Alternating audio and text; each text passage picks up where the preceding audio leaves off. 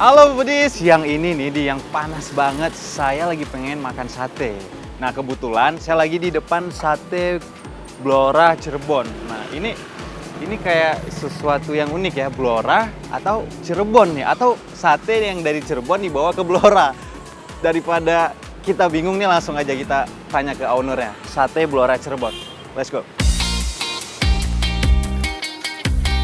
Hihi, namanya emang agak-agak labil ya Foodies. Tapi tunggu sampai icipin rasanya. Wah, dijamin Andalita. Jelas dong rekomendasi makan receh gitu loh.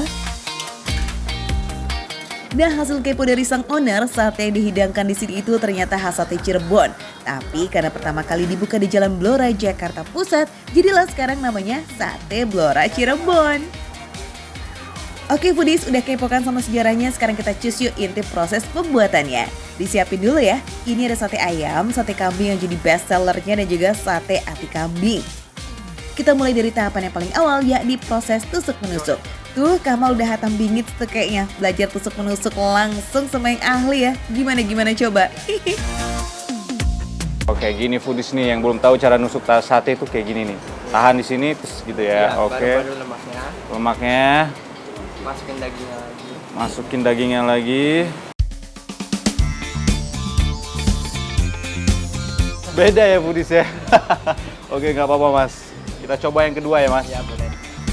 Wah Foodies, Kamal si pantang menyerah ya. Tapi sih emang gitu, karena prosesnya ternyata agak gampang susah nih. Perlu jari-jari yang lihai biar gercep nusukin dagingnya. Ditambah pakai ada rumusnya segala tuh, coba ya ampun. Jadi gini nih Foodies, untuk sate kambing dengan lemak, di sini biasanya pakai 3 potong daging dan 1 lemak. Urutannya nih, catat ya, pertama daging, terus lemak, dan sisanya daging lagi. Posisi daging yang ditusuk juga harus tegak Foodies, biar tambah cakep. Nah sekarang udah tau kan gimana caranya nusukin sate yang cucok ya, biar bisa kayak pro-pro gitu Foodies. Ya kita lanjut ya, geser ke proses bakar-bakaran. Khusus hari ini ceritanya Kamal Hafid full nih jadi asisten chef di Sate Blora Cirebon. Mulai dari nusukin sate sampai yang bakar-bakarin. Wih keren ya, lihat tuh udah langsung gercep aja dia standby di tempat pembakaran. Luar biasa emang. By the way kenalan dulu nih sama bumbu celup buat satenya ya. Dibuatnya itu dari kacang yang digiling, juga menggunakan kecap, gula, lada, dan penyedap.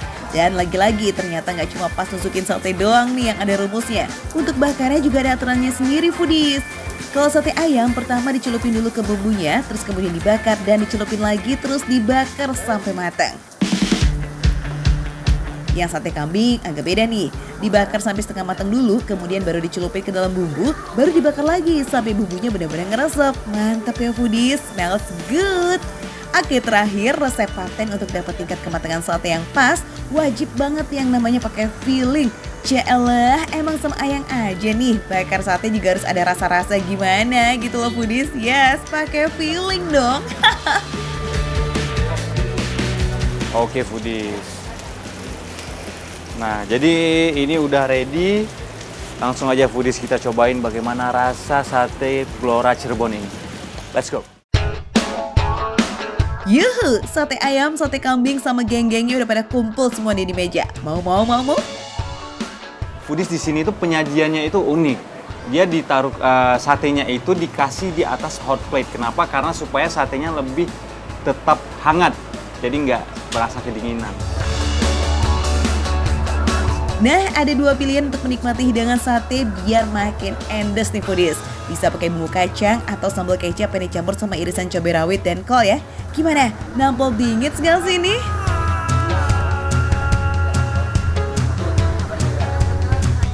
Nah, jadi setelah dicelupin dengan si bumbu kacangnya, tekstur dagingnya ini lebih berasa juicy, lebih berasa bumbunya itu menyatu dengan si bumbu yang awal kita masak tadi, dan ketika masuk di dalam mulut tuh kayak pecah gitu. Yap, bumbu kacang di Sate Blora Cirebon ini emang beneran khas banget Foodies. Tekstur kasar dari kacangnya udah nggak ada sama sekali karena sudah digiling berkali-kali. Alhasil ini beneran jadi super lembut banget dan manjain lidah. Kayaknya kurang mantul nih ya kalau kita nggak pakai nasi, ya nggak sih? Pakai nasi itu lebih nikmat ya, lebih berasa kita makan makanan Indonesianya. Next, kita move on yuk ke yang kuah-kuah nih foodies. Aduh, ini dia nih sop buntutnya. Tampilannya, aroma dan rasanya itu loh. Wadidaw, lazis abis. Kuahnya gurih tapi nggak terlalu asin. Terus dagingnya juga lumayan lembut nih dan hampir gak ada perlawanan sama sekali di mulut. Masih kurang menantang? Nih ada tongseng balungan sebagai menu terakhir. Balungan sendiri artinya kayak semacam tulang gitu foodies. Isinya itu ada sumsum, iga, dan sisa-sisa daging yang masih menempel di tulang. Cus dijelasin sama Kamal nih ya, gimana sih nikmatnya? Jadi sebelum saya coba makanan ini, saya pikir ini dagingnya itu keras foodies. Dan ternyata tongseng ini lebih empuk lagi dibanding si sup iga ini. Mungkin dia cara memasaknya mungkin lebih lama yang membuat si daging ini lebih empuk foodies. Nah sebelum pamit, giliran Kamal mau kasih info lokasi sekaligus rating buat semua hidangan tadi. Gak akan zonk kok karena jaminan enaknya ini udah dari tahun 87 foodies alias udah 35 tahun yang lalu. Waduh mantep banget nih. Saya mau ngasih rating 9 sampai dari 10, yaitu si tongseng ini. Kalau untuk satenya, sate kambingnya 8-10 lah. Si ayamnya 8-10. Sop iganya 8,5-10. Nah tempatnya itu ada di Rawamangun. Kalau kalian buka di Maps itu udah ada Sate Blora Cirebon. Bukanya itu dari jam 10 sampai jam 10 malam. Saya mau lanjut makan, tapi sebelum lanjut makan receh, menu receh tapi rasa gak recehan.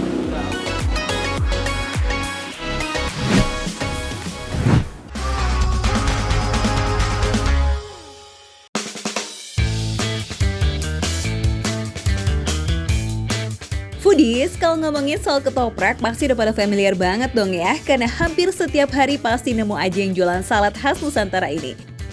Tapi kalau makan ketoprak pakai risol, udah pernah belum? Kalau belum, just kita intip yuk, ada ketoprak Endes nih di daerah Puri Kembangan, Jakarta Barat. Namanya ketoprak Puri Kusti yang gak nanggung-nanggung pakai risol yang panjang kayak begini foodies. Nah kalau pada penasaran kuy, Markiller, mari kita explore bareng sama Ivan Permana. Yeah, foodies! Akhirnya ketemu juga, ini dia Puri Kusti. Jadi di tempat ini tuh pelopornya pertama kali orang bikin ketoprak pakai risol. Nah, penasaran banget kan semua. Biasanya ketoprak itu kan cuma pakai telur gitu doang, tapi kan tahu. Kali ini ada risolnya. Nah, saya juga penasaran nih. Risolnya tuh kira-kira segede apa? Isinya apa ya? Itu ibunya yang jualan. Samperin yuk. Tuh lihat foodies, risolnya bukan risol biasa loh, ukurannya aja panjang banget. Sekilas mirip pempek ya, tapi ini isiannya bihun dan rasanya tentu berbeza. Assalamualaikum. Waalaikumsalam. Bu, saya mau pesen dong Bu. Ada apa aja nih menunya? Ada ketoprak risol, Puri Kusti, ada gado-gado. Oh, ada Cuma ketoprak, gado-gadonya gado-gado. juga dadakan rebusnya. Oh, jadi semuanya dibikin dadakan, saya pesan ya. Oke, karena saya sekarang lagi lapar banget, saya pesan dua-duanya. Let's go racik-racik. Yang pertama bikin ketopraknya dulu yuk. Bahan-bahannya ada ketupat, bihun, toge, telur, timun, dan tentunya yang menjadi ciri khasnya, risolnya foodies. Oke Bu, sekarang kita bikin ketopraknya. Apa dulu nih? Ketopraknya ini, Itu apa? ini gula Jawa. Oh, gula are, gula merah. Iya, ya. Garam. Terus pakai ini juga. Iya, Bawang putih pakai? Putih, pakai Oke. 3. Oh, pakai 3 bawang putihnya. Sukanya bawang putih. Oh, satu porsi ketoprak bawang putih 3. Iya, saya kan sukanya begitu. Terus pakai cabai juga. Cabenya mah sedang mah pedes. Pedes Kalau dong. Pedes semuanya aja dah. Semuanya berani, siapa berani? Saya pakai semuanya. Ini kita ulek ya? Ulek. Oke, sip. Proses pengulekan bumbunya ini kudu benar-benar halus ya, agar mudah tercampur dengan bahan-bahan lainnya. Ayo, semangat-semangat Pan, meskipun masih jadi anak magang, tapi udah oke lah ya ulekannya nih. Oke, berikutnya apa nih Bu? Oh, itu kacang. Oh, kacangnya jadi dia udah dipulanin itu ya foodies ya, udah dilumat kalau bahasa ininya, bahasa Indonesia bukan? Kasih air. Kasih air, baik. Tapi ini belum ini nih Bu, belum hancur semua. Belum, baru dikasih air. Pegel juga tangan. Nah ini udah mulai hancur nih.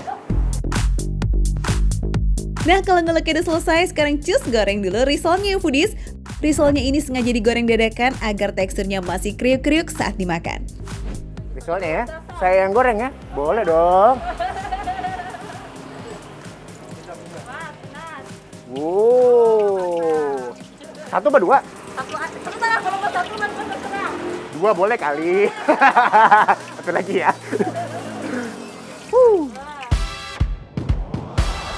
Aduh, kalau ngeliat risol tuh rasanya langsung kepengen makan aja ya foodies.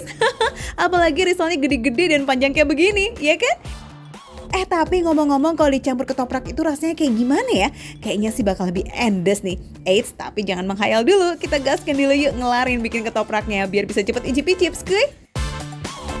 Biasanya risol nggak sepanjang ini loh. Ini kok panjang banget, kenapa ya? Kenceng juga kan, biasanya kan reto ya. Heeh. Kalau saya padat, keras. Kenapa, maksudnya kenapa dibikin panjang? Emang ada alasan tertentu atau pengen emang beda dari yang beda aja? Ya dong, tampil dari yang beda. Kalau Oh, sama iya. mah sama aja. Kalau Oh, beda kan iya. beda lagi kan. Berarti Pasti intinya- beda. Berarti intinya emang konsep ibu ini Ya, bikin tampil seperti ini deh, memang tampil dia pengen beda tampil daripada beda. yang lain. Nah, kalau warnanya udah kecoklatan kayak begini, itu tandanya udah matang ya foodies. Sekarang tinggal diangkat deh. Selain risol, tahu dan telurnya ini juga digoreng dadakan loh. Kata ibunya biar rasanya lebih nendang di lidah. Dan masih berasa anget-angetnya. Aduh, mantul ya. Nah, kalau semua bahannya udah siap, tinggal dicampur aja deh tuh sama bumbu kacangnya. Foodies, by the way, kalau mau datang ke sini kudu dari jam 9 pagi sampai jam 4 sore ya. Kalau udah malam, keburu udah ludes itu mah. Terus kalau nggak sempet kesini, tenang, no worries. Foodies bisa pesan online juga kok, asik kan?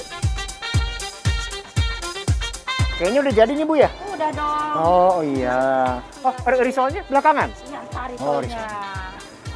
Jadi, Iya, jadi tadi iya. yang dicampur itu lontong atau ketupatnya, toge, bihun, sama tahunya.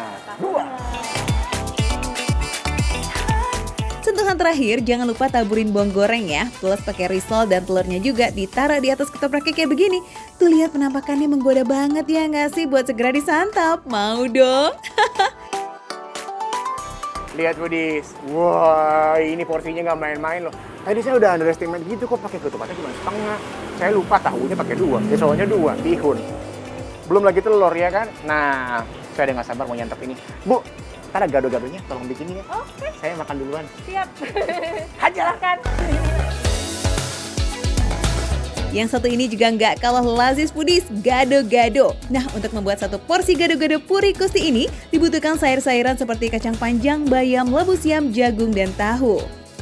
Kalau bahan-bahannya udah lengkap, cus kita bikin yuk bumbu kacangnya dulu.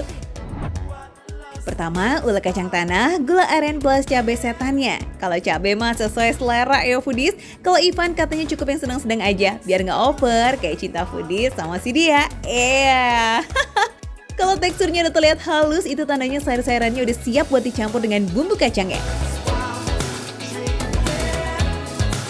Oh ya, anyway, di sini tuh ada yang beda loh foodies, yakni gado-gadonya ditambahin sama jagung yang udah direbus terlebih dahulu. Gaya motongnya juga kudu sekali seret begini nih, unik ya.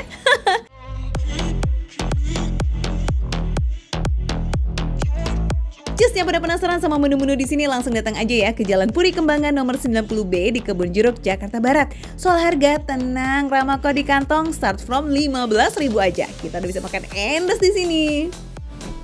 Ya Foodies, pesanan saya udah jadi semua nih. Ini ketopraknya dan ini tadi gado-gadonya. Terus ini minumannya tadi tuh es tebu pakai lemon. Sekarang yang saya mau makan adalah ketopraknya dulu, of course. Woohoo! Wah, banyak banget porsinya. Saya mau cobain dulu ini rasa original taste-nya kayak gimana.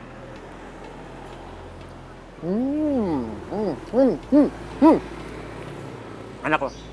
Nah, tadi karena dia seporsi pakai bawang putihnya 3, jadi wangi-wangi bawangnya itu lumayan nonjok ya. Buat yang pecinta bawang putih kayak saya ini cocok banget.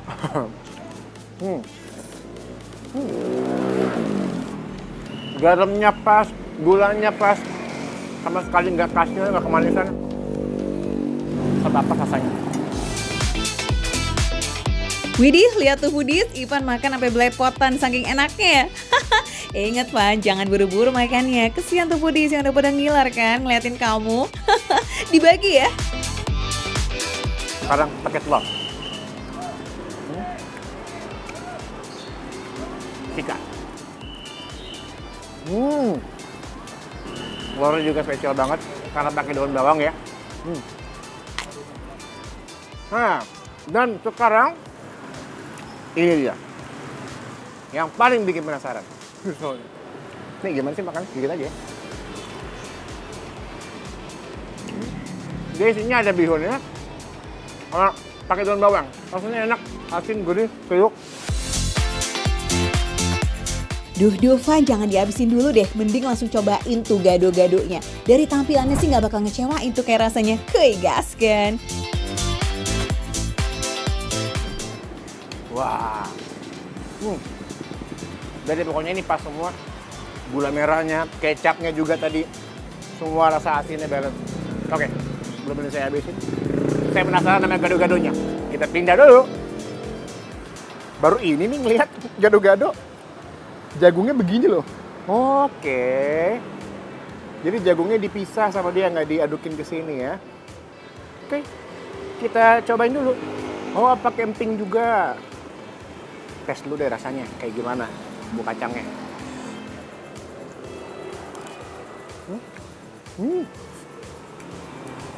Enak loh. Ini pakai apa ya? Kayak ada yang beda loh. Kayak ada rasa terasinya. Gado-gado Purikusti ini sengaja pakai terasi ya foodies, biar rasanya lebih gurih dan tentunya makin nendang di lidah. Endos lah pokoknya, foodies kudu cobain. Ini saya baru nyobain makan gado-gado yang dimix pakai terasi. Tapi rasa terasinya nggak dominan, kayak cuma ngasih hint tambahan gitu. Dan itu enak banget, bener.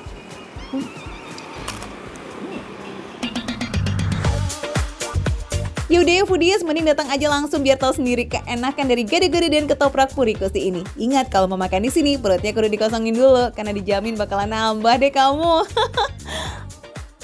Ini dia foodies, namanya makan receh, menu receh, tapi rasanya nggak recehan. Lanjut.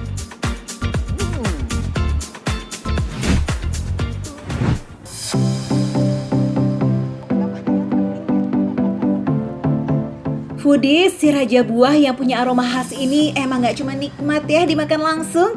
Banyak olahan kekinian maupun tradisional yang menggunakan daging buah durian dengan rasa yang gak kalah lazis. Tapi warung yang ada di bilangan Menteng Wadas ini punya olahan unik nih dan rada ajaib. Namanya durian goreng foodies. Masa iya durian digoreng? Emang enak ya? Dan itu gak berantakan apa pas kena minyak panas? Ya udah, daripada kita tebak-tebakan, mending langsung aja kita sidak warungnya. Kuy! Oke, sore-sore saatnya ngemil. Ngemil apa? Saya mau nyobain yang ini nih, udah ada di atas saya. Durian foodies, tapi kali ini duriannya itu dibungkus sama kulit lumpia. Terus habis itu diapain? Digoreng. Kita cobain ya. Lumpia isi durian kayak apa ya? Ini dia durian goreng meme di Jalan Menteng Wadas Timur, Jakarta Selatan. Yang dijual nih ternyata daging buah durian dibungkus dengan kulit lumpia foodies. Wah, kayaknya menarik banget ya buat dicobain. Nah, ini dia. Jadi bahan-bahannya simpel ya kalau buat lumpia isi durian goreng itu ya. Apa aja sih bahannya? Isinya cuma durian yang udah kita olah. Oke, foodies saya kasih lihat. Saya izin angkat ya. Oh ya Allah, berat banget. Foodies, ini kalau foodies diri di sini, walaupun pakai masker, ini aromanya masuk ke dalam masker. Durian, jadi ini satu termos full, isinya cuma daging durian. Udah dipisahin sama bijinya. Udah dipisahin sama bijinya. Ini satu termos begini berapa kilo? Itu kurang lebih 5 kilo, Kak. 5 kilo? Iya. Sehari bisa habis berapa termos? Kalau untuk sekarang paling ya 2 termos lah. 2 termosan. Sebelumnya kalau di pasar rame? Ya, sebelum corona 5 termosan. Waduh, satu termos penuh tuh daging durian Medan yang mantep punya foodies. Kecium asli nih dari aromanya yang melekat langsung ke hidung. Warna putih kekuningan dari daging durian juga menjadi tanda bahwa buahnya matang pohon, alias matangnya alami nih, bukan paksaan. Ini ya duriannya, warnanya tuh bener-bener pekat. Terus ini teksturnya nggak encer ya, dia kental. Duriannya durian mana sih Mas Kurnia? Medan kita, Kak. Khusus Medan? Iya. nggak bisa pakai durian daerah lain? Kalau montong bisa sih, cuma agak kurang aja gitu Kak kalau buat durian goreng. Kalau istimewanya durian Medan sampai dipakai buat isian lumpia isi durian Ada goreng. ininya, rasa pahitnya. Tuh, bener kan? Berarti Indonesia itu punya kelas dari buah duriannya. Durian montong yang harganya mahal aja kalah sama durian Medan ya. Durian Medan memang punya nama tersohor bahkan di luar Pulau Sumatera. Ciri durian Medan punya karakter rasa agak pahit tapi tetap dominan manisnya. Warna dagingnya putih kekuningan dan biasanya ukuran buahnya tidak terlalu besar ya foodies. Oke, sekarang langsung kita bikin durian gorengnya. Jadi yang dipakai kulit lumpia ini ya Mas Kurnia? Tuh kulit lumpia foodies. Ini tuh kulit lumpianya dari tepung terigu. Tepung terigu. Oke, jadi kulit lumpia. Nah yang dipakai itu 2 ya? Iya, Kenapa 2 Mas Kurnia? biar nggak lembek dan basah. Lanjut, kulit lumpia yang sudah diisi dengan durian dilipat hingga berbentuk kotak. Oke, jadi lemnya ini nih, kulit lumpianya ini tepung tapioka Tapioka. yang dicairin ya. Jadi ini ditempelin ke sini sedikit ya. Iya, sedikit aja yang penting asam. Oke, terus di gini ya. Jadi kan? Oke. Tuh, lumpia durian goreng tuh kayak gini. Jadi nanti tinggal digoreng di minyak panas ya. Goreng, iya. Daging duren berlapis kulit lumpia ini sekilas mirip potongan martabak telur mini ya foodies ketika digoreng, ya nggak sih? Goreng sampai berwarna agak kecoklatan kulit lumpianya ya. Hati-hati, jangan sampai bocor tuh isian durennya. Biar makin sip, bisa ditambahin topping aneka olesan warna-warni. Oke deh, sekarang siap disantap. Siapa yang mau? This is it, duren goreng.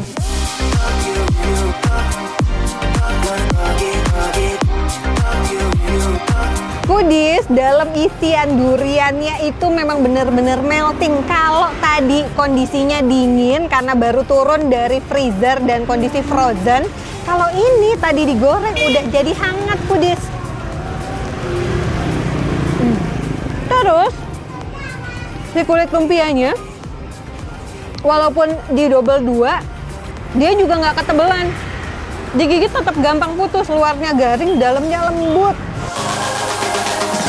Duren atau durian goreng ini menawarkan sensasi camilan hangat yang renyah, tapi isinya manis lumer dengan wangi durian yang sangat menyengat.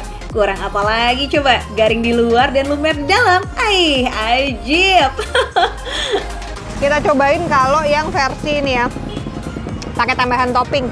Kita cobain yang coklat dulu.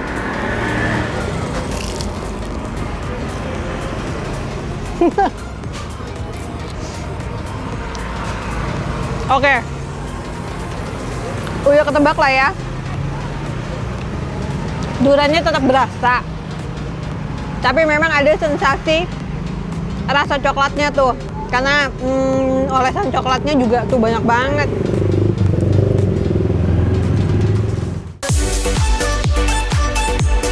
Begitu digigit nih foodies, langsung deh tuh kerasa krenyes-krenyes renyah dari kulit lumpia. Habis itu aroma rasa dan wangi durian akan foodies rasakan menyerupai krim dengan rasa yang manis.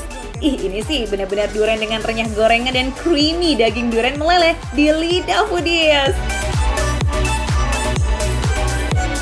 Oke foodies, nah ini satu buahnya itu murah banget, 6.000 udah bisa dapet durian full dalamnya isiannya. Kalau mau tambah topping ini cukup, nambah 1.000 aja. Cocok banget buat cemilan nih sore-sore. Buat yang mau mampir langsung, oke deh, cus melipir ke Jalan Menteng Wadas Timur ya. Kios Mungil Durian Meme ini buka dari jam 4 sore sampai jam 11 malam. Hati-hati kehabisan ya foodies.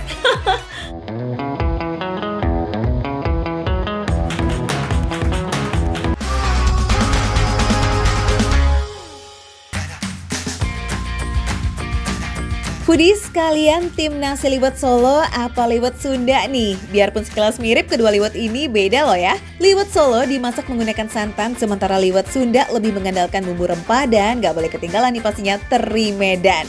Tuh, siapa sih ya yang bisa nolak kelezatan liwet Sundaan yang gurih pisan? Apalagi kalau duet sama sambal lalapnya. Ngenah euy. Kebayang gak sih foodies kita bakal kulineran khas Sunda kayak begini ditemenin sama si bule potan bara? Bakal lebih ciamik dong ya pastinya. Hari ini kalian bisa lihat di sini tempat yang sangat menarik.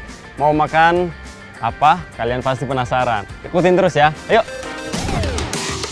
Kuliner endes sambil disuguhin view asri kayak begini emang gak ada lawan foodies. Berasa banget tuh suasana kampung khas pedalaman Sunda. Cocok nih buat healing tipis-tipis para warga kota. Oke, foodies, di sini kan aku biasa udah makan sebelumnya juga udah pernah makan, tapi ke dapurnya belum pernah. Kali ini kita lihat langsung secara pembuatan nasi lewat karena nasi lewat di sini lengkap banget. Makanan Sunda emang cocok banget buat ngariung alias kumpul-kumpul. Makanya porsinya nih porsi keroyokan. Lihat tuh, liwetnya sepanci foodies. Biar makin otentik, menanak nasi liwet ini perlu ditambahin potongan daun kemangi dan teri Medan pastinya. Oh iya, jangan lupa harus sama pasangan sehidup sematinya juga dong, sambal lalap. Kosong ya.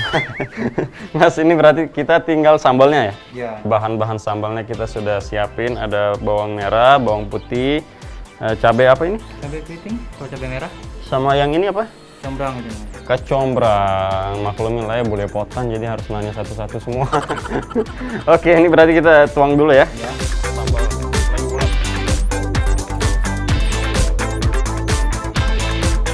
Alhamdulillah, finally akhirnya makanan saya sudah jadi foodies. Nah, seperti tadi aku bilang, kalian jangan lupa sambil nyemil atau makan karena pasti kalian ngilir aja nontonnya.